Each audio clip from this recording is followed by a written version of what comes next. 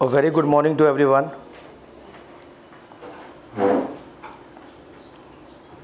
ठीक है, ये हमारा 8th लेक्चर है एनवायरनमेंट इन इकोलॉजी का, राइट? चलिए शुरू करते हैं। जो आज का हमारा पहला स्पीसीज है वो कौन है?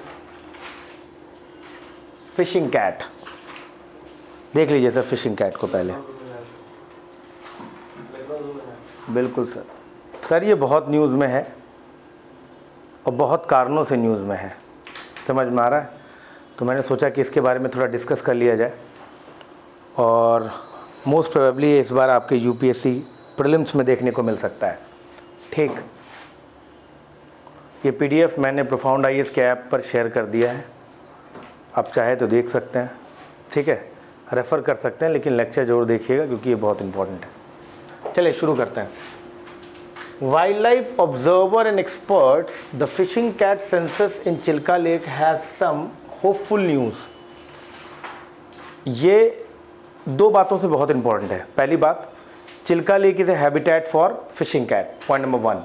पॉइंट नंबर 2, पहली बार ऐसा सेंसस किया गया है जो कि प्रोटेक्टेड एरियाज के बाहर है। नहीं समझे सर? जैसे national park, wild life sanctuaries में अक्सर सेंसस किया जाता है, लेकिन पहली बार एक ऐसा सेंसस हुआ है सर जो कि क्या है सर? जो कि क्या है?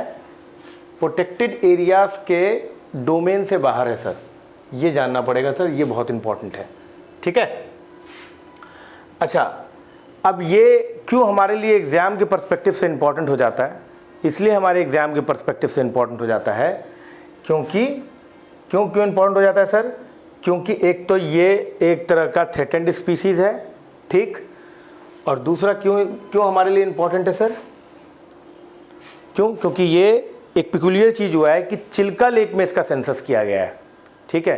तो अब 2-3 बातें हमको जानना है। पहले इसका आईयूसीएन स्टेटस क्या है, प्रोटेक्शन कैसे प्रोवाइड किया गया है, कहाँ इसका नेचुरल हैबिटेट है, चिल्का लेक में क्यों सेंसस किया गया है, क्या नंबर रहा है, ये सारी बातें हमारे लिए इम्पॉर्टेंट हो जाएगा, ठीक है? तो पहली बात, ये फिशिंग कैट क्यों बोलते हैं इसको? इसका नाम ही बता रहा है कि इसका जो फेवरेट खाना है वो फिश है। समझ में आ गया? कैट की तरह ही ये दूसरा स्पीसीज़ है, समझ में, इसे फिशिंग कैट कहते हैं। अच्छा, दूसरी चीज़ देखिए, ये चिल्का लेक में इसका क्या किया गया, सेंसस किया गया, नंबर 176 आया है। 176 इंडिविजुअल्स देखने को मिला है, जो रेंज ऑफ 131 से 237 के बीच में पाया जा सकता है, पर 176 जो है वो एक्चुअल नंबर हमें अभी मिला है। ये पहली बार ऐसा है कि ये पॉपुलेशन का जो सेंसस हुआ है ये आउटसाइड द प्रोटेक्टेड एरिया में किया गया है। प्रोटेक्टेड एरिया नेटवर्क क्या होता है? जैसे कि वाइल्ड लाइफ सेंचुरी होता है, इसके बाद नेशनल पार्क है, ठीक है, बायोस्फीरिक रिजर्व, तो these are protected area networks. समझ में आ गया आपको? पूरी दुनिया में, इंडिया में, पूरी दुनिया में जहाँ कहीं पे भी सेंसस किया जाता है वो कहाँ किया जाता है मैम? वो अक्सर करते हैं हम लोग प्रोटेक्टेड एरिया नेटवर्क में। पूरी दुनिया में ये पहली बार ऐसा है जब ये outside the protected area network में किया गया। अच्छा, ये किसने किया? चिल्का डेवलपमेंट अथॉरिटी ने किया in collaboration with the fishing cat project to undertake to estimate study, TFCP कहते हैं इसको। तो पहली बात, चिल्का डेवलपमेंट अथॉरिटी ने इसको कंडक्ट कराया है, ये ध्यान रखिएगा। अगर आप फिशिंग कैट की बात करें तो ये highly elusive wild cat feline species है, ध्यान रखिएगा, ये वाइल्ड कैट है, पॉइंट नंबर 1। समझ में आ गया? और जो पाया कहाँ जाता है? ज़्यादातर वेटलैंड्स में एंड मैनग्रूव्स हैबिटेट में। ध्यान रखिएगा सर, ध्यान रखिएगा सर, ठीक है? और सबसे ज़्यादा इम्पॉर्टेंट कि फिशिंग कैट पहले वल्नरेबल था, अब चूंकि इसे बहुत ज़्यादा मारा गया है इसलिए एंडेंजर्ड हो गया। आईयूसीएन इसका स्टेटस चेंज कर दिया। जैसे ही आईयूसीएन ने स्टेटस चेंज कर दिया, बस समझ लीजिए कि ये आपके लिए इम्पोर्टेंट हो गया। अब ये कहाँ रहता है, किधर रहता है, क्या खाता है, क्या जिस जगह पे रहता है उसकी क्या खासियत है, सब पढ़ना पड़ जाएगा आपको। समझ में आ गया आपको? ध्यान रखिएगा। तो आपको क्या बताया मैंने? ये वेटलैंड से पाया जाता है और मैनग्रूव से पाया जाता है। तो पहली बार अगर इसको हमने वल्नरेबल से इंडेंजर्ड किया है, इसका मतलब इसके स्टेटस को हमने क्या किया, नीचे कर, मतलब आप अपग्रेडेशन कह लो या जैसा भी कह लो, अपग्रेडेशन डाउनग्रेडेशन ही हुआ ये, क्योंकि वल्नरेबल से इंडेंजर्ड होने का मतलब इनके इंडिविजुअल्स कम हो गए, है ना मैम? तो इसका जो है अगर वल्नरेबल से हमने इंडेंजर्ड किया है, इसका मतलब इनका जो इंडिविजुअल पॉपुलेशन है वो कम हुआ है। क्यों कम हुआ है? वो लाजमी है, वेटलैंड ही कम हो रहा है। समझ में आ रहा है। वेटलैंड ही कम हो रहे हैं, है ना, ये सबसे बड़ा कारण। और मैनग्रूव्स भी जो है, जादवपुर यूनिवर्सिटीज़ का एक स्टडी है सुंदरबन मैनग्रूव्स को लेकर, वो क्लियरली ये बताता है कि मैनग्रूव जो है डिक्लाइन कर रहा है। तो जब वेटलैंड और मैनग्रूव भी डिक्लाइन कर जाएगा तो फिशिंग कैट तो लाजमी है डिक्लाइन कर जाएगा। ये वैसा ही है जैसे ओरांगुटान पाम ऑयल कल्टीवेशन की वजह से डिक्लाइन कर गया। इसको हम लोग क्या बोलते हैं, हैबिटेट डिस्ट्रक्शन। समझ में आया मैम। इसके अलावा इसे साइट्स ने अपेंडिक्स 2 के अंदर रखा है और वाइल्ड लाइफ प्रोटेक्शन एक्ट के तहत ये शेड्यूल 1 में है। ये ध्यान रखिएगा, किस में है सर, शेड्यूल 1 में है। ठीक है सर, ये ध्यान रखिएगा, ये शेड्यूल 1 में आता है। ठीक, ये याद रखिएगा सर, बहुत इंपॉर्टेंट है आपके लिए। अच्छा, इसे मार्शस ओरिजिनल फिशरमैन कहा जाता है। मार्श जानते हो किसे कहते हैं, जो थोड़ा स्वम्पी एरिया है, दलदली क्षेत्र है, वहाँ का ओरिजिनल फिशरमैन कहा जाता है इनको। अच्छा, चूँकि ये फिशरमैन है और ह्यूमन भी एक फिशरमैन है, तो लाजमी दोनों में कन्फ्लिक्ट आना ही आना। अरे हमारी मछलियाँ खा जा रहे हैं, ये मारो इसको। अच्छा, ये दिखने में थोड़ा सा ना वैसा टाइप का लेपर्ड टाइप का दिखता है, तो इसकी खाल उधेड़ के भी लोग जो है ट्रॉफी की तरफ रखते हैं। तो ये थोड़ा सा, ये भी एक बहुत बड़ा कारण है। समझ में आ रहा है। तो चूंकि ये फिशरमैन है तो आदमी से कन्फ्लिक्ट होना एकदम लाजमी है, तो ये भी एक डिक्लाइन का इसका बहुत बड़ा कारण है। अच्छा, ये जो है twice the size of the house cat है, जो आपको घर में जो कैट पाया जाता है उसके दोगुने साइज का है ये। ठीक है, ये ध्यान रखिएगा। एक्सीलेंट फिशिंग स्किल्स पाए जाते हैं इसके। एजाइल स्विमर है ये, एजाइल स्विमर, बहुत बढ़िया तैरता है ये, और इसके पास फिशिंग स्किल्स ज़बरदस्त है सर, फिशिंग कैट का। समझ में आ गया।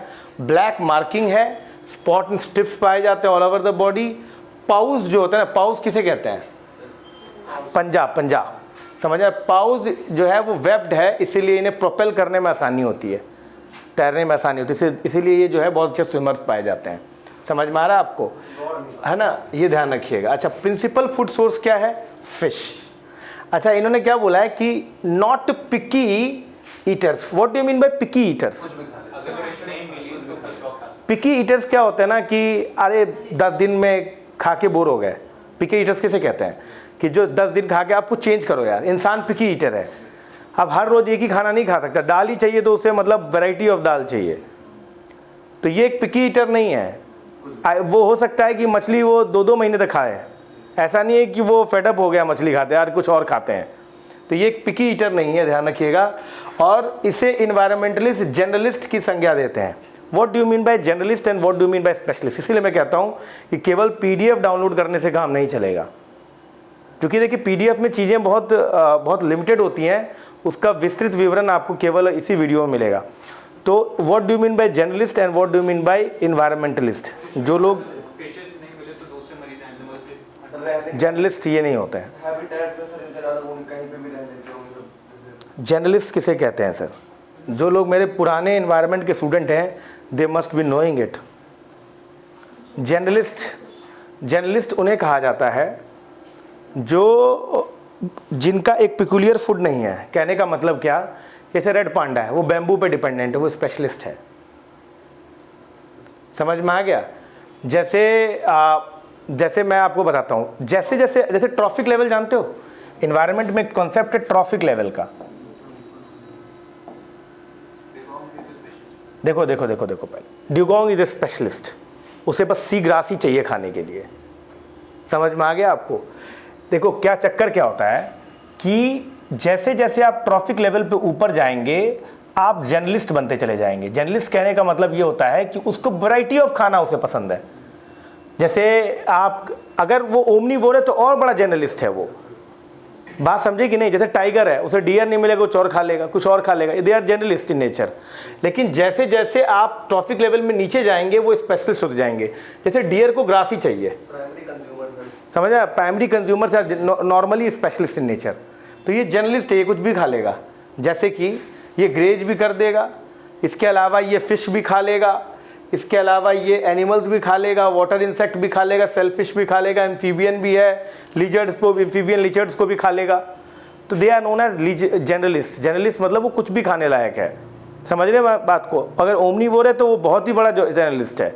समझ में आ रहा है, ये ध्यान रखिएगा। नॉर्मली एक लॉ है इन्वायरमेंट में कि ट्रॉफिक लेवल में जैसे जैसे हम ऊपर जाते हैं वैसे वैसे आप जर्नलिस्ट होते हैं, और जर्नलिस्ट होना बहुत अच्छा है सर्वाइवल के लिए। जितने बड़े जर्नलिस्ट आप होंगे उतने ही बड़े सर्वाइव करने में आप आसान होंगे। यही कारण है कि आईएएस जर्नलिस्ट होते हैं, दे आर नॉट स्पेशलिस्ट। इसीलिए उन्हें मल्टीपल डिपार्टमेंट्स में क्या कर दिया जाता है, रख दिया जाता है। समझ में आ गया आपको कि नहीं sir? Are you getting my point? ठीक है। अच्छा, फिशिंग कैट के बारे में अगर हम बात करें तो दो तरह के हैबिटेट हैं जो फिशिंग कैट के लिए इंपॉर्टेंट है। मैंने आपको पहले बता दिया, एक तो वेटलैंड्स जो डिक्लाइन कर रहा है तो ये भी डिक्लाइन कर जाएंगे। मैनग्रूव्स जैसे सुंदरवन, पिचावरम, मार्शेस, ये इनके लिए बेस्ट सूटेबल जगह है। समझ में आ गया? वेस्टर्न घाट्स में भी ये पाए जाते हैं, फुटहिल्स ऑफ दी हिमालयाज में भी पाए जाते हैं, गंगा में भी पाए जाते हैं, ब्रह्मपुत्रा में भी पाए जाते हैं। इसके अलावा इंडिया के बाहर नेपाल, श्रीलंका, बांग्लादेश, म्यांमार, कंबोडिया, है ना, थाईलैंड, इंडोनेशिया, इन सभी जगहों पर ये पाए जाते हैं। ध्यान रखिएगा। समझ में आ गया आपको? ठीक है। उसके बाद ये हॉरिबली बैशफुल है। What do you mean bye horribly bashful? Horribly bashful का कहने का मतलब ये होता है शर्मीले। आपको देख जाएंगे और बिना वजह से छुपका शर्मा के भाग जाएंगे। लेकिन यही सेम फिशिंग कैट अगर वो नॉकटर्नल हैं तो वो डट के खड़े रहेंगे। देखिए टाइम से कैसे एक ही स्पीसीज का बिहेवियर बदल जाता है। अगर वो दिन में है तो आदमी को देख के भाग जाएंगे, और रात में है तो आदमी को देख के खड़े रहेंगे। अच्छा तुम रात में जग रहे हो, तुम्हारा टाइम नहीं है ये। ठीक है। हालांकि ये ज़्यादातर नॉकटर्नल है, लोनली घूमते रहते हैं ये चीज़, ध्यान रखिएगा। समझ में आ रहा है आपको? ठीक। लेकिन इसके बारे में ज़्यादातर संसार में ज़्यादा लोग जानते नहीं हैं, इंडिया में बहुत पाया जाता है। अच्छा, why they are in danger? ये डेंजर में क्यों है सर? इसके बारे में आपको सब कुछ पता करना पड़ेगा अगर आपको एग्जाम में इस बार बैठना है तो। क्यों डेंजर है सर ये? सबसे पहली बात कि इनके होम्स प्रैक्टिकली डेमोलिश्ड हो गए हैं। सबसे पहली बात कि जितने वेटलैंड्स हैं भारत में सब की हालत बहुत ख़राब है। आप चाहे रामसार वेट कन्वेंशन की बात करें, रामसार के अंदर जितने भी वेटलैंड्स हैं सब की हालत बहुत ख़राब है। Wetlands are being destroyed at an alarming rate. समझ में आ रहा है? आप चाहे इनके मैनग्रूव्स की बात करें, वो भी पॉपुलेशन घट गया है इसका। अच्छा, fishing cats are inevitably and odds with the humans over the food. क्यों? दोनों को मछली चाहिए तो मैन एनिमल कन्फ्लिक्ट देखने को मिलेगा। कन्फ्रंटेशन इज अनअवॉइडेबल, होना ही होना है ह्यूमन के साथ। ह्यूमन अपने अलावा किसी को जीने थोड़े नहीं देना चाहता है। सबसे बड़ी बात तो ह्यूमन की यही है। अच्छा, they are all hunted for their fur. समझ में आ गया? जो कि आइडेंटिकल टू लेपर्ड्स हैं। आप बात समझ रहे हैं क्या मैं बताने की कोशिश कर रहा हूँ? ठीक है। अच्छा, ये schedule 1 of the wild life protection act के तहत है, तो अच्छी बात है कि हमने इनको प्रोटेक्शन तो प्रोवाइड किया है। IUCN में इसका स्टेटस इंडेंजर्ड है, पॉपुलेशन घट रहा है, ये सारी बातें हम लोग ऑलरेडी कर चुके हैं। ठीक है। और कुछ मैंने ब्रीफ में भी इसको बता दिया है कि इनका हैबिटेट किधर है। मैंने आपको पहले बता दिया था। टाइगर फिश जो है ये प्रे करते हैं, इनके लिए एक इम्पॉर्टेंट चीज़ है। बाकी मैंने patchy distribution along the Eastern Ghats, West Bengal, Bangladesh, Chilka lagoon, mangrove, Sundarban, ये सभी जगहों पर ये पाए जाते हैं। ये मैंने पहले डिस्कस कर लिया है। ठीक है, ध्यान रखिएगा। ठीक, कैरेक्टरिस्टिक्स भी मैंने बता दिया, स्विमर वगैरह हैं, ये सारी बातें मैंने आपको पहले बता दिया है। ठीक, अब है आपका टर्टल एंड टर्टोइस। समझ में आ गया? Turtle and tortoise, what is the difference between turtle and tortoise? Turtle and tortoise में क्या डिफरेंस है? देखिए डिफरेंस अगर देखें तो बहुत बारीक है। देखिए जितने भी टर्टल है ना वो ज़्यादातर एक्वेटिक नेचर के होते हैं, एक्वेटिक हैबिटेट होता है उनका, पानी में रहते हैं। और ख़ास करके ये लोग मरीन इन्वायरमेंट में सर्वाइव करते हैं। जैसे ओलिव रिडी टर्टल मरीन में रहता है। समझ में आ रहा है? अब आप ये नहीं कह सकते कि बिल्कुल ही मरीन में है, क्योंकि ओलिव रिडी टर्टल जो है वो बीचेस पे भी आ जाते हैं। लेकिन हम कहेंगे कि हाँ in general they prefer marine environment, है ना। लेकिन टर्टोइस के साथ क्या है कि ये ज़मीन पे भी रह सकते हैं और पानी में भी रहते। पानी में मरीन में नहीं रहेंगे, ये फ्रेश वाटर में रहेंगे। तो रिवर में आपको टर्टोइस देखने को मिलता है। क्लियर है? ये पहला डिफरेंस ये। दूसरा डिफरेंस क्या होता है कि टर्टल्स नॉर्मली छोटे साइज़ के होते हैं, टर्टोइस नॉर्मली बड़े साइज़ के होते हैं। समझ में आ गया? टर्टोइस में ये देखो इस टाइप का हेक्सागन, पेंटागन टाइप का स्ट्रक्चर देखने को मिलेगा। ऐसा कोई स्ट्रक्चर जल्दी टर्टल्स में नज़र नहीं आता है। समझ में आ गया? एक और जो बहुत बड़ा डिफरेंस है कि टर्टल्स जो होते हैं वो फ्लैश खाते हैं, मीट खाते हैं, दे आर कार्निवोर्स। समझ में आ गया? वहीं पर टर्टोइज की अगर बात करी जाए तो they are herbivores. Sir please इस डिफरेंस को जानिए, बहुत इंपॉर्टेंट है। ये किन वजहों से इंपॉर्टेंट है, कुछ कारण है जिसकी वजह से मैं ये पढ़ा रहा हूँ, अदरवाइज मैं निकल जाता। समझ में आ गया? ये ध्यान रखिएगा, दीज आर मेजर डिफरेंसेस। ठीक, अच्छा अब देखिए टाइप्स ऑफ टर्टल्स इंडिया में कौन कौन से हैं। एक तो है अफ्रीकन, इंडिया में नहीं है, अक्रॉस द वर्ल्ड, जैसे हेलमेटेड टर्टल है, कॉमन बॉक्स टर्टल है, पिग नोज टर्टल है, डेजर्ट टर्टवाइज है, लीथरबैक टर्टल है, ऑर्नेट बॉक्स टर्टल है, और रोटी आइलैंड टर्टल है, पेंटेड टर्टल है, ग्रीन टर्टल है, बहुत सारे टर्टल होते हैं। ठीक है, इसके बारे में मैं पहले पढ़ा चुका हूँ, ऑलिव रिडली टर्टल और इन सब के बारे में। ठीक है, टर्टल्स के बहुत वैराइटीज़ हैं। ठीक है, हमारे यहाँ तो करीब करीब बहुत सारे इसमें टर्टल पाए जाते हैं। जो हमारे कंसर्न का है वो है सर ये, समझ में आ रहा है, ये हमारे कंसर्न का है। समझ में आ गया? पोकेमॉन लग रहा है। ओके फाइन, देखिए ये हमारे बहुत इम्पॉर्टेंट है। वो क्यों है आप इसको पढ़ के पता कर सकते हैं। देखिए क्या है, एक नई स्टडी की गई है टर्टल्स की, टर्टोइज की, इंडियन स्टार टर्टोइज पर। उस पर इन्होंने कहा है कि इलीगल ट्रेड के वजह से और अनसाइंटिफिक ट्रांसलोकेशन का क्या मतलब हुआ? अनसाइंटिफिक, एक जगह दूसरे जगह पर, तो अनसाइंटिफिक मैनर में इसको जब करते। देखिए एक बात ध्यान रखिए, जब भी कोई स्पीसीज अपने नेचुरल हैबिटेट में है तभी तक वो सेफ है। आप चाहे कितनी भी ब्रीडिंग करा दीजिए, आप चाहे कहीं पर भी छोड़ दीजिए। देखिए ब्रीडिंग के साथ एक सबसे बड़ी समस्या क्या है, आप आर्टिफिशियल इन्वायरमेंट में ब्रीडिंग तो कर देते हैं पर उसका नेचर ही बदल जाता है। अब आप उसे वाइल्ड में छोड़ते तो वो सर्वाइव ही नहीं कर पाते हैं। समझ में आया मैम? तो जब तक कोई भी स्पीसीज अपने नेचुरल हैबिटेट में है तभी तक वो सेफ है। अगर आप उसके नेचुरल हैबिटेट से उसे अलग करेंगे, उसे किसी दूसरी जगह पे ले जाएंगे तो क्या होगा सर? वो सर्वाइव नहीं कर पाएगा। This is the problem. समझ में आ गया? और यहाँ पर वही होता है, ज़्यादातर जो स्पीसीज हम क्या करते हैं, अभी हमने बहुत सारे स्पीसीज को कूनो सेंचुरी में रखा है, कूनो में रखा है ना, तो क्या हुआ है, चीता का रखा है तो उसके चित्तल का अमाउंट नंबर कम है जिसकी वजह से वो सर्वाइव नहीं कर पाएंगे। तो अनसाइंटिफिक ट्रांसलोकेशन करेंगे तो किसी भी स्पीसीज के लिए बहुत नुकसानदायक है। समझ में आ रहा है? ये ध्यान देखिए, इसके वजह से जेनेटिक डाइवर्सिटी और हैबिटेट दोनों लूज होता है, ये बात ध्यान रखिएगा। एक fragmented distribution and recommends intensive genetic screening of the species का रिकमेंडेशन है कि आप जेनेटिक जो स्क्रीनिंग है उसको साइंटिफिक मैनर में करें, और अगर आप उसको ट्रांसलोकेशन भी करते हैं तो वो जो उसका नीश है उसको देखते हुए करें। समझ में आ गया? ये ध्यान रखिएगा। ठीक ठीक, आगे बढ़ो। अभी बताता हूँ, मैं सारा कुछ बताऊँगा। इंडियन स्टार टर्टोइज जो होता है वो forest official being smuggled in Andhra Pradesh to Orissa. देख रहे हो सर, आंध्र प्रदेश से लोग इसको उड़ीसा में लेके जा रहे हैं, वो भी स्मगल करके। समझ रहे हो सर? ये ध्यान रखिएगा, है ना। अच्छा, अब इंडियन टर्टोइज कहाँ पाया जा रहा है? ये दो वजहों से न्यूज़ में है, एक तो स्टडी आई है और दूसरा क्या है, स्मगलिंग करते हुए पकड़े गए हैं। अच्छा, ये टर्टोइज जो होते हैं ये ड्राई एरियाज और श्रब फॉरेस्ट में पाए जाते हैं, इंडिया, पाकिस्तान, श्रीलंका, इन सब जगहों पर। समझ में आ गया?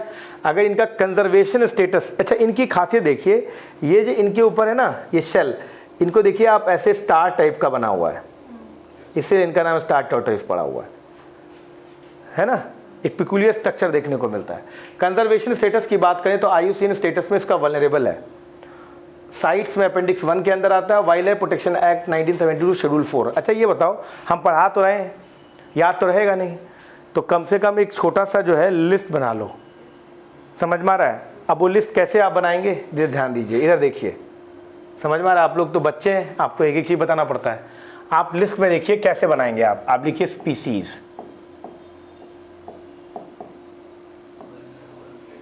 IUCN status, wildlife protection act में कहाँ रखा गया है, साइट्स ने इसे क्या किया है, ठीक है, हैबिटेट क्या है,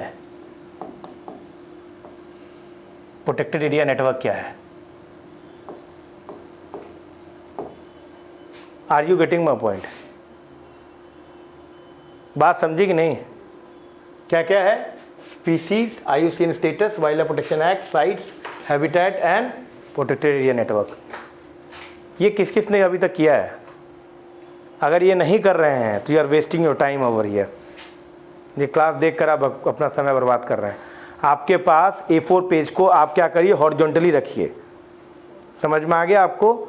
और ऐसे करके 2-3 पेजेस अपने लिस्ट बना लीजिए, है ना, ताकि अंत जब लास्ट मोमेंट पे आप जा रहे हैं एग्जाम में तो उसको कम से कम रिवाइज करके आप जा सकें।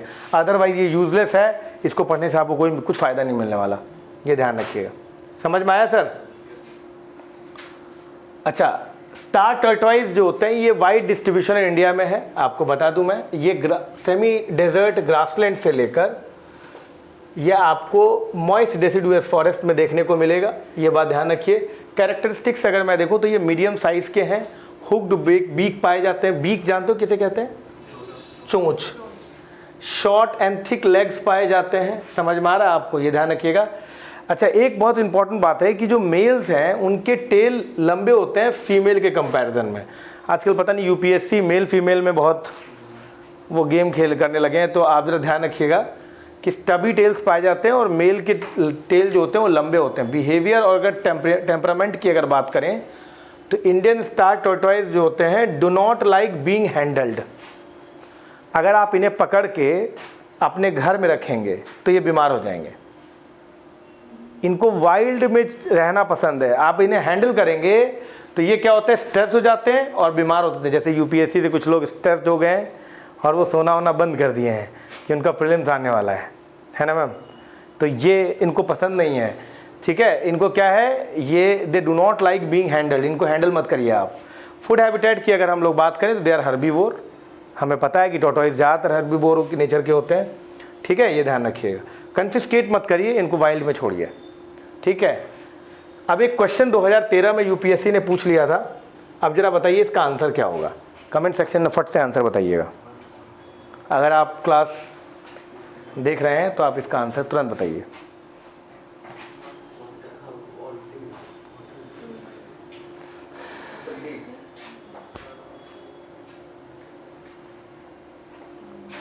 ज़्यादातर तो मैंने इसमें पढ़ा दिया आपको। क्या बात कर दी है sir. Spider monkey is found in South America, native to South America. Star tortoise तो अभी बताया, मॉनिटर लिजर्ड पिग्मी होगी, ये दो तो है ही हैं, मानस से पाए जाते हैं और ये तो पता ही आपको है। तो 1 और 3 तो है ही, और यहाँ पे कोई ऑप्शन ही नहीं है जिसमें 1 और 3 है। तो आपकी मजबूरी है कि इसका आंसर ये होगा। हाँ सर, समझ रहे हैं सर, ये गलती कर रहे हैं। देख रहे हैं सर कैसे इस्तेमाल किया जाता है आंसर्स को, ठीक है सर। सर ब्लैक बग, आपने अगर ये स्पीसीज का नाम नहीं सुना है तो आप सलमान खान से बिल्कुल भी इंटरेस्टेड नहीं है। आप सलमान खान को बिल्कुल पसंद नहीं करते हैं, या आपको पता ही नहीं है, आप मूवी देखते ही नहीं है। समझ में आ रहा है? जब मैं यूपीएससी की प्रिपरेशन मैंने जब करना शुरू भी नहीं किया था तब भी मुझे ये मालूम था कि ब्लैक बग क्या है और कहाँ पाया जाता है ये। तो अगर आप सलमान खान के बहुत बड़े फैन हैं तो इसके बारे में आप ज़रूर जानते होंगे, ठीक है, फाइन, ओके। तो क्या हुआ है, देखिए सर, इसका जो है ऐसा स्टडी किया गया ब्लैक बग के ऊपर। उस पर कहा गया है कि natural and human induced challenges to their survival, ये हर स्पीसीज के साथ है। ऐसी स्पीसीज करंट अफेयर में इसलिए आ जाता है क्योंकि इसके बारे में भी आप पढ़ लीजिए। हर जगह पर जो है कुछ नेचुरल चैलेंजेस हैं और कुछ ह्यूमन इंड्यूस एंथ्रोपोजेनिक चैलेंजेस हैं। लेकिन एक चीज़ देखने को मिला है कि increasing trend of black bug population हुआ है, पॉपुलेशन इसका बढ़ा है, ठीक है, ये ध्यान रखिएगा। इंक्रीजिंग ट्रेंड जो है ब्लैक बग पॉपुलेशन, डेटा बता रहा है कि इनका पॉपुलेशन बढ़ा है, ठीक है। और ये ज़्यादातर आपको ग्रासलैंड में, पर डियर है तो सर ग्रासलैंड में पाया जाएगा। ब्लैक बग जो है एंटीलोप है, ये सर्विकाप्रा इसका नाम है, समझा, एंटीलोप सर्विकाप्रा, ठीक है। इंडियन एंटीलोप भी इसको कहते हैं। ये antelope native to India and Nepal है, of course Indian subcontinent पे नेटिव है ये राजस्थान में पाया जाता है। और आपको पता ही है वो कौन सी शूटिंग थी जिसमें हमारे फेवरेट एक्टर भाईजान, ठीक है, गुजरात में पाया जाता है। ये तो आपको पता ही होगा, ये तो आप वैसे ही मार देंगे हैं। आपके फेवरेट जो है एक्टर ने नहीं सर, उन्होंने नहीं सर, क्या बात कर रहे हैं? उन्होंने नहीं किया था ना, उनके ड्राइवर ने किया था। उनके Fine. गन ने कर दिया था। Madhya Pradesh, Tamil Nadu, Orissa and other area through peninsular India. समझ में आ रहा है? यहाँ पे ये पाया जाता है। ये एपिटोम ऑफ ग्रासलैंड, ग्रासलैंड की पहचान इससे होती है, जहाँ ये है वहाँ ग्रासलैंड जो है बढ़िया स्थिति में पाया जाता है। डायर्नल एंटीलोप है, active mainly during the day. समझ में आ गया? रिकॉग्निशन की बात करें तो इसे state animal of Punjab and Haryana and at the same time Andhra Pradesh, ये आपके एग्जाम में पूछ सकता है। ठीक है। कल्चर इंपॉर्टेंस की अगर बात करें तो इसको symbol of purity of Hinduism भी बोलते हैं। अगर ये कहीं पाया गया तो समझ लीजिए कि अरे आपके दिन बढ़िया हो गया। इसका स्पिन ऑस्पिशियस सीक्रेट माना जाता है। समझ रहे हो बात को? बुद्धिज्म में भी इसको जो है गुड लक की पहचान के लिए माना जाता है। ठीक है सर? है सर? ठीक है। अच्छा, एक बात और, अगर वो इंडिया में पॉपुलेशन बढ़ रहा है तो ऑफकोर्स उड़ीसा में भी इसका पॉपुलेशन बढ़ रहा होगा। तो ये देखने को मिला है कि इनका फिगर जो है पॉपुलेशन वाइज बढ़ा है। समझ में आ गया? ध्यान रखिएगा। इसको कुछ नासारा मृग भी बोलते हैं उड़ीसा में। ठीक है, ये ध्यान रखिए। ठीक, ओके फाइन। ठीक, रीजन फॉर देयर राइज, क्या रीजन फॉर देयर राइज क्या है सर? क्या, क्यों इसका पॉपुलेशन बढ़ रहा है? क्योंकि लोगों ने क्या किया है सर? हैबिटेट, चूंकि सेक्रेड है तो लोगों ने इसको, जानते हो ना, सेक्रेड ग्रुप्स की तरह इनको जो है, इनके ऊपर जो है मेहरबान कम हुए हैं लोग। सर सोचा कि जब सलमान खान नहीं बचा तो हम क्या? हाँ, तो वो भी एक एग्जाम्पल है। तो प्रोटेक्शन जो दिया गया है लोकल पीपल ने भी दिया है और प्लस लीगली प्रोटेक्शन भी मिला हुआ है। People of the Ganjam had been enthusiastically protecting the animal. तो लोग इसको बहुत ज़्यादा है इज्जत और नज़र से देखते हैं। ठीक है, ये ध्यान रखिएगा, है ना सर? अच्छा, इसका प्रोटेक्शन स्टेटस क्या है सर? ये लीस्ट कंसर्न है सर। मैंने इसे क्रॉस चेक भी किया, ये लीस्ट कंसर्न है। साइट्स जो है अपेंडिक्स 3 में आता है ये, और वाइल्ड लाइफ प्रोटेक्शन एक्ट में शेड्यूल 1 में आता है। ये वेरी इंपॉर्टेंट, समझ में आ गया? अच्छा, एक आध चीज़ जो बहुत इंपॉर्टेंट है, इससे रिलेटेड प्रोटेक्टेड स्पीसीज देख लीजिए sir, protected areas. Velavadar black buck sanctuary Gujarat में, पॉइंट कैलीमेर आपको मालूम होगा तमिलनाडु में है ये, जहाँ पर आपको नॉर्थ ईस्ट की वजह से बरसात होती है। 2017 में उत्तर प्रदेश स्टेट गवर्नमेंट ने अपना conservation, black buck conservation reserve programme चलाया ट्रांस यमुना बेल्ट में।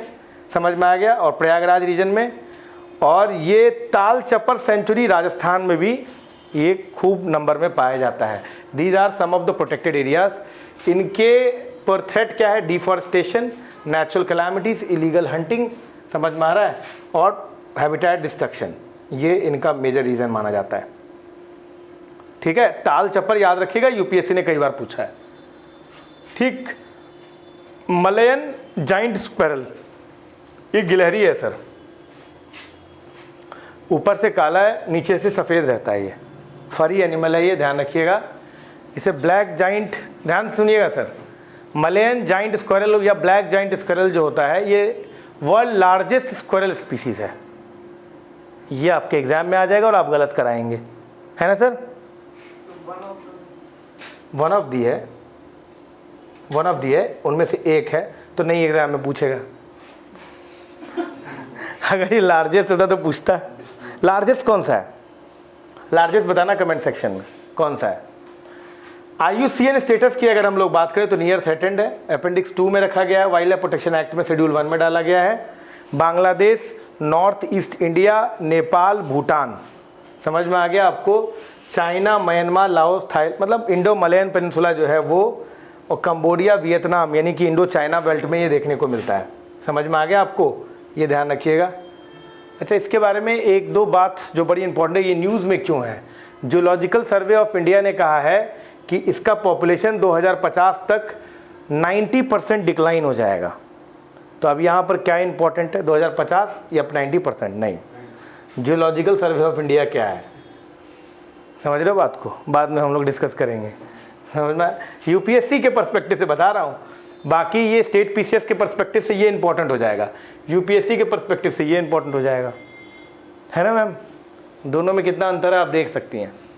अच्छा, ये word largest squirrel species that has dark upper body and pale under part, देख रहे हो सर, पेल अंडर पार्ट वाइट रहता है, बुशी टेल्स पाए जाते हैं, nocturnal flying squirrel.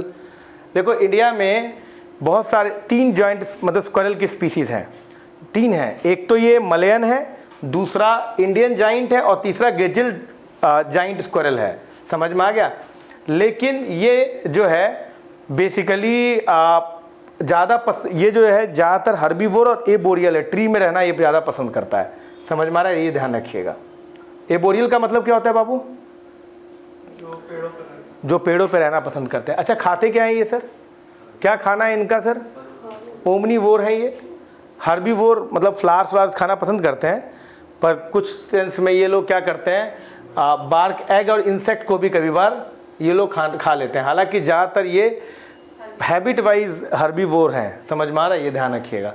Giant squirrel is considered the forest health indicator, ये एक इंपॉर्टेंट है। समझ में आ गया, ये ध्यान रखिएगा। थ्रेट वही habitat destruction, forest loss, deforestation, these are some of the issues found in Malayan giant squirrel. ठीक है, ये ध्यान रखिए। ठीक, जूलॉजिकल सर्वे ऑफ इंडिया का देख लो सर, हेडक्वार्टर कोलकाता में है। ये एक सबऑर्डिनेट ऑर्गेनाइजेशन है ministry of environment, forest and climate change का। इसको समझना एस्टैब्लिश 1916 में किया गया। ये नेशनल सेंटर फॉर फॉनिस्टिक सर्वे के लिए, फॉनिस्टिक मतलब क्या हुआ, एनिमल सर्वे के लिए जाना जाता है। ये ध्यान रखिएगा। इससे फॉनल डाइवर्सिटी के बारे में भी हमें पता चलता है। नंदाफा फ्लाइंग स्क्वायरल, ये सर बहुत इंपॉर्टेंट है। क्यों इंपॉर्टेंट है? क्रिटिकली इंडेंजर्ड है सर। ये नंदाफा नेशनल पार्क है आपका। ये नंदाफा नेशनल पार्क कहाँ पाया जाता है? पर केवल अरुणाचल बोलने पे काम नहीं चलेगा, उसकी एक पिकुलियर फीचर है सर। बताइए सर क्या है?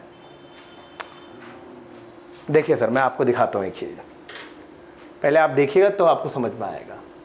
ये देखो सर, ये मैं मैप लाया wild life institute of India से। इसमें देखिए नंदाफा किधर मेंशन है, सेकेंड में देखिए नंदाफा मेंशन है। और देखिए ये है आपका नंदाफा। ये 3 कंट्री के बाउंड्री पर आपको मिल रहा है। ये कुछ एरिया में चाइना पे भी है, कुछ एरिया चाइना सटा हुआ है, कुछ एरिया जो है म्यांमार में है। बांग्लादेश कहाँ चले गई हैं आप? अरुणाचल प्रदेश है। ये म्यांमार में भी कुछ पड़ेगा, कुछ चाइना में भी पड़ेगा और इंडिया में पड़ेगा। तो ये ट्राइलेटरल पॉइंट के बहुत पास में है। ये ट्राइलेटरल पॉइंट, चाइना इससे बहुत पास में बोला हूँ मैं, उसमें मैं नहीं, चाइना के क्लोज में है ये। और ये आपका म्यांमार से तो सटा ही हुआ है दोनों तरफ से, और इंडिया के मतलब ट्राइलेटरल पॉइंट जो होता है ना इंडिया, जिसमें तीनों पॉइंट मिलते हैं, उससे बहुत पास में है। तो ये स्ट्रैटेजिकली बहुत इंपॉर्टेंट है। यूपीएससी ने कईयों बार से सवाल पूछा है, कईयों बार। फेवरेट टॉपिक, पेट टॉपिक है यूपीएससी का ये। तो ये जगह याद रख लीजिएगा। समझ में आ रहा है? तो इसके बारे में 2 बातें हमें जानना होगा। एक तो नंदाफा फ्लाइंग स्क्वायरल के बारे में जानना होगा, और फिर नंदाफा नेशनल पार्क के बारे में जानना होगा।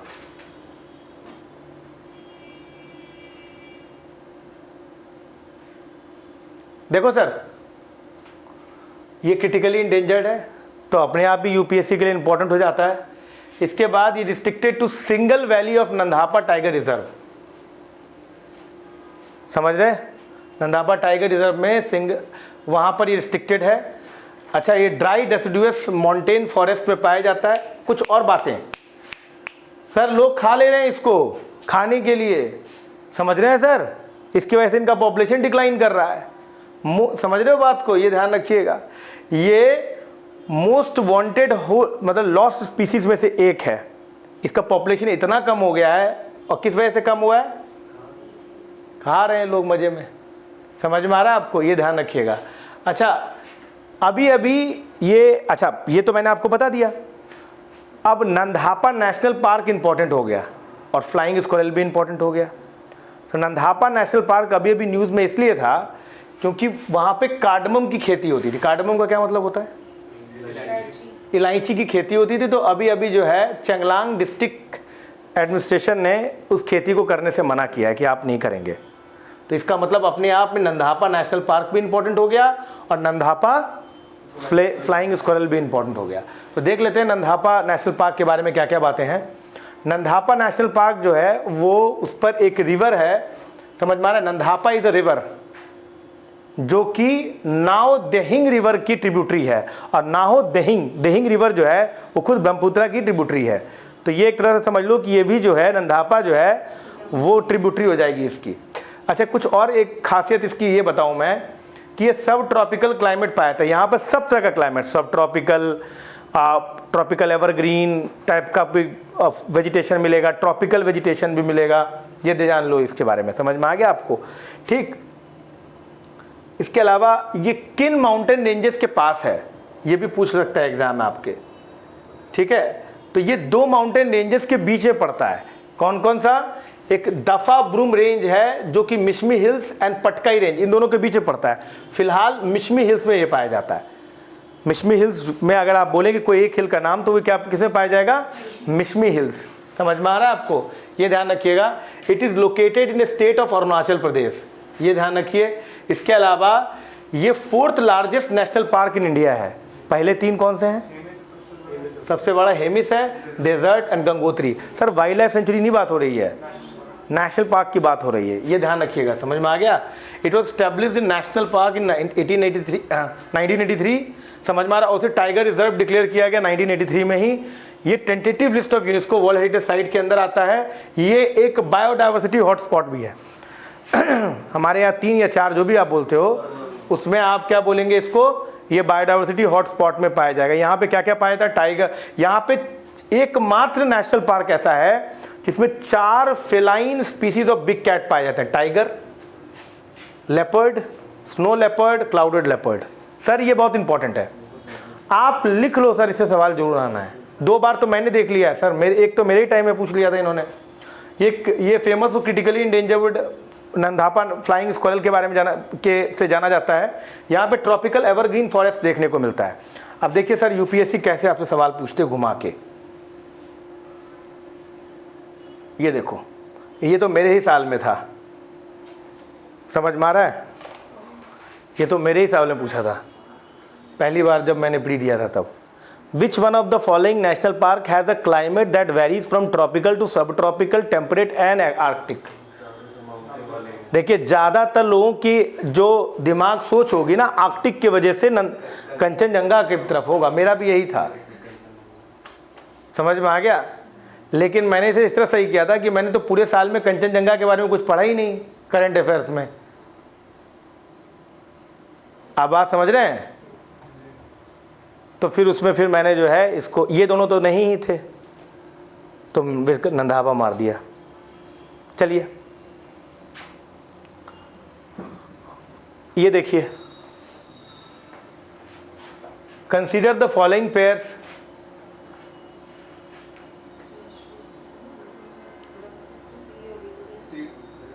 देखिए देखिए कैसे सही होगा ये। पहली बात दिमाग लगाओ, देखो दिमाग लगाओ।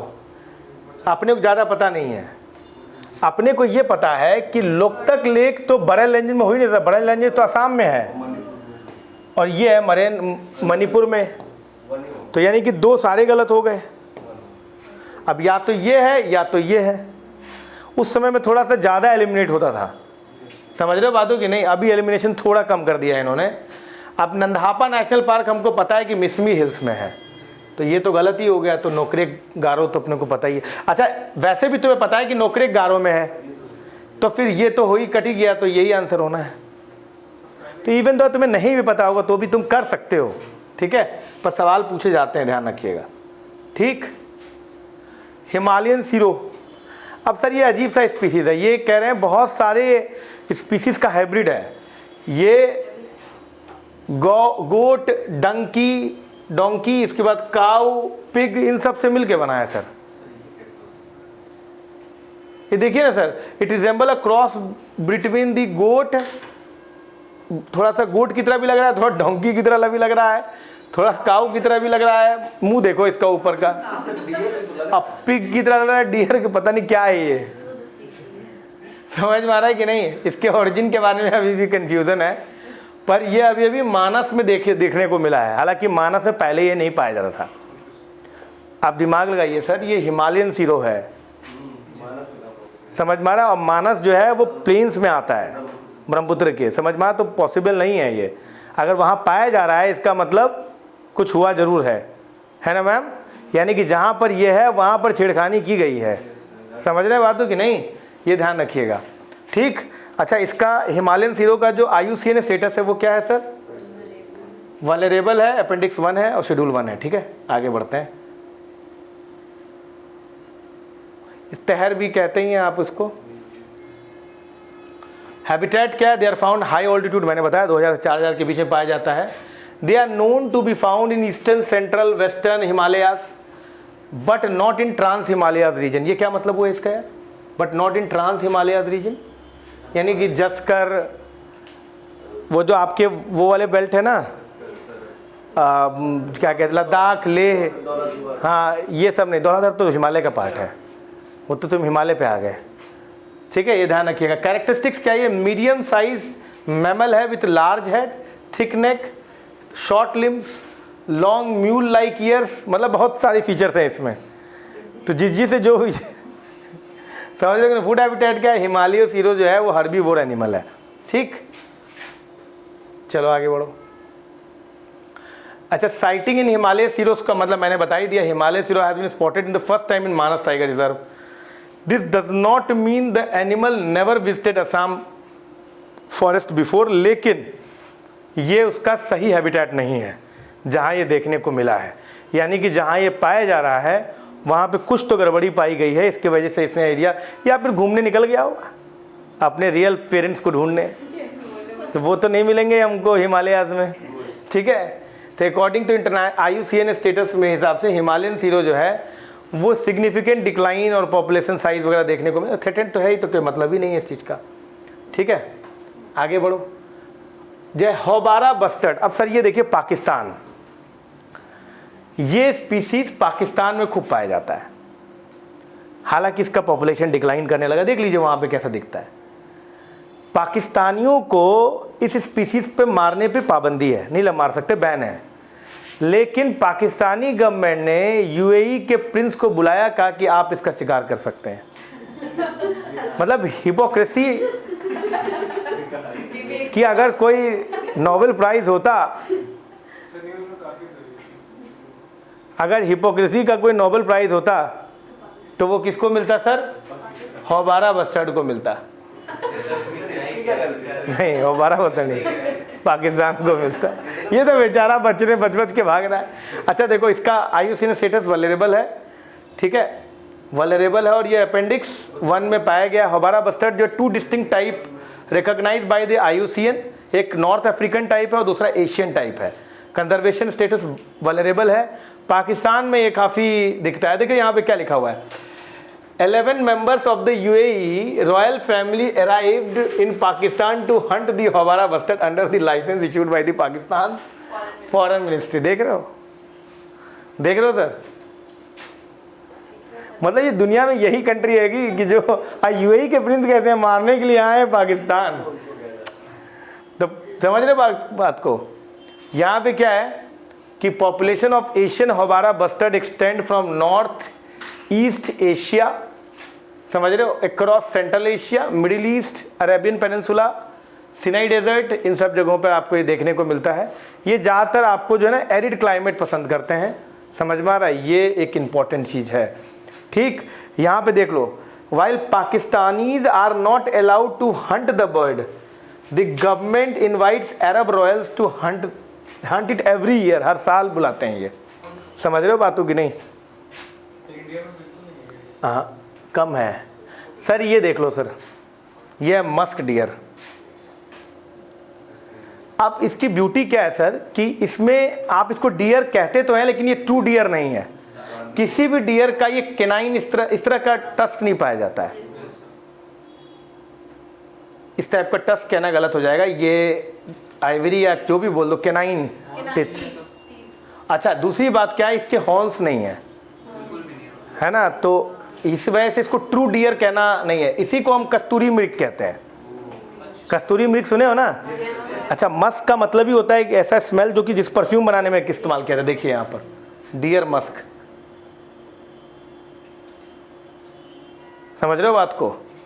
अब देखिए गजब है कि इसके बारे में बहुत ज़्यादा जो है चर्चा नहीं है आपके इंटरनेट वगैरह पर, तो मुझे टाइप वगैरह करना पड़ गया बहुत ज़्यादा। इसमें क्या है कि मस्क डियर जो है largely seen in Himalayan states, यही सबसे बड़ा इंपॉर्टेंट फैक्ट है, ये प्लेन्स पे नहीं पाया जाएगा, 2500 मीटर के हाइट से ऊपर ही पाया जाएगा। ये प्लेन का एनिमल नहीं है, ये माउंटेन का एनिमल है, ध्यान रखिएगा सर। इसका अब अगर हिमालयन स्टेट्स में पाया जा रहा है, इसका मतलब जम्मू कश्मीर, हिमाचल प्रदेश, उत्तराखंड, सिक्किम और अरुणाचल प्रदेश। अच्छा, inhabits in high altitude alpine environment above 2500 metres. Small और कॉम्पैक्ट डियर है बिलोंगिंग टू फैमिली सर्विडे, और ये सर्विडे फैमिली जो होता है ये डियर की फैमिली नहीं है, समझ रहे हो बातों की नहीं। सॉलिटरी स्काई एनिमल है, लिव्स इन माउंटेनियस रीजन में रहता है, साइबेरिया टू हिमालय। IUCN इसके स्टेटस का इंडेंजर्ड, और सिर्फ अपने मस्क की वजह से ये मारा जा रहा है, समझ रहे हो बातों की नहीं, सिर्फ और सिर्फ अपने मस्क की वजह से मारा जा रहा है। और वाइल्ड लाइफ प्रोटेक्शन एक्ट में इसको शेड्यूल 1 के अंदर रखा गया, अभी आप इसको नहीं मार सकते, ठीक, ये ध्यान रखिएगा जो बहुत इंपॉर्टेंट है। यूपीएससी ने एक सवाल पूछा, अब मुझे इतने फैक्ट से आप आंसर देके बताइए कि इसका आंसर क्या होगा। जो दे देगा, हालांकि यूपीएससी ने ऑप्शन सही से नहीं बनाया, लेकिन बताइए।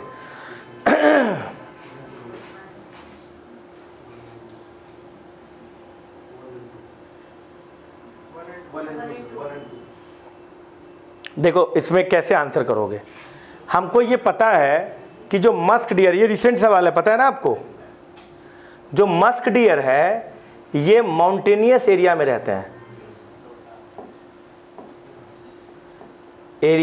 हैं, ठीक, वो भी हिमालयन स्टेट्स में, है ना।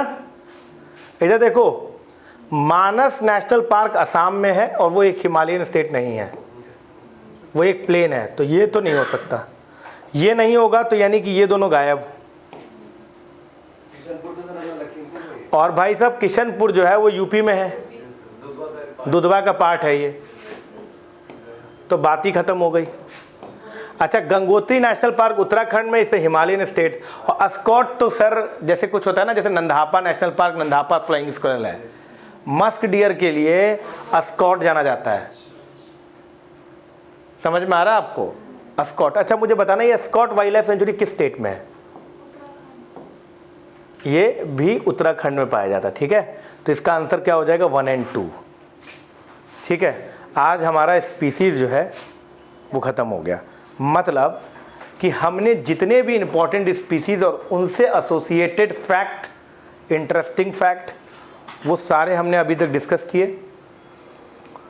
इसके अलावा हमने उनका कंजर्वेशन स्टेटस डिस्कस किया, हमने प्रोटेक्टेड एरिया नेटवर्क डिस्कस किया। बहुत फैक्ट है, बहुत फैक्ट है, इसको याद करने में बहुत बार आपको रिवाइज करना पड़ेगा, समझ बार। इस लेक्चर को देखते रहिए आप लोग, चैनल में नए हैं तो सब्सक्राइब करिए, लाइक करिए वीडियो को। Thank you.